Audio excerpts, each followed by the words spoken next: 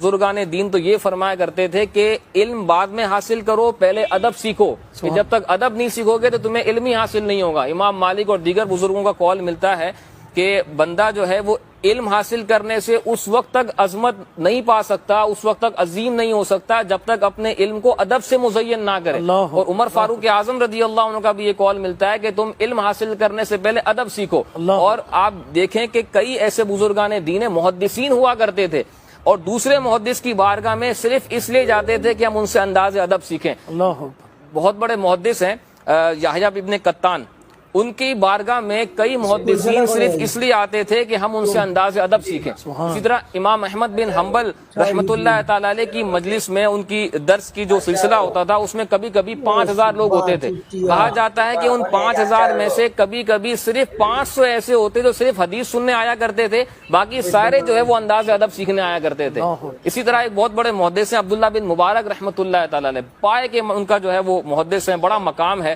یہ جو ہے وہ ایک مرتبہ سفر کرنے کرا انہوں نے، اور بصرہ کی طرف ان کا سفر تھا، تو کسی نے ان سے کہا کہ حضرت آپ بصرہ کیا کرنے جا رہے ہیں؟ وہاں تو کوئی بھی ایسا شخص نہیں ہے جن سے آپ نے علم حدیث سیکھنا ہو، سب سے تو آپ نے روایتیں لے لی ہیں۔ تو آپ فرمانے لگے کہ میں ابن عون کے پاس جا رہا ہوں اور وہاں جانے کا فقط مقصد یہ ہے کہ میں ان سے ادب سیکھوں۔ یہ سفر کر کے ان کا جانا صرف ادب سیکھنے کے لیے تھا، حالانکہ وہ اپنے وقت کے بڑے محدث تھے، اپنے وقت کے جو بڑے بڑے عالم ہوا کرتے تھے۔ اور نبی کریم صلی اللہ علیہ وسلم نے، ایسے ابھی آپ نے ایک حدیث پاک بیان کی تو مجھے 2-3 روایتیں یاد آ رہی تھی جس میں یہ بیان کیا گیا ہے کہ اپنی اولاد کو ادب سکھاؤ۔